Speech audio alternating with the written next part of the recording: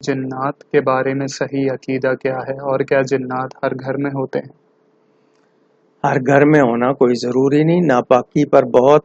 اس کے علاوہ جو لوگ یعنی نماز روزے کی پابندی نہیں کرتے، ان کے معاملے میں غلط حرکتوں والوں پر باقی یہ کہ وہ اللہ کی مخلوق ہے۔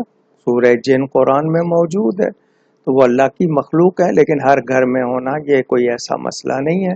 ہاں، وہ کہتے ہیں نا، جو خانہ خالی را دیو می گیرت، جو گھر خالی رہتے ہیں پھر ان میں وہ جالے لگ جاتے ہیں، پتہ نہیں کیا کیا، تو اس کو لوگ دیو می گیرت سے جنات یا بھوت مراد لے لیتے ہیں، آسیب لے لیتے ہیں۔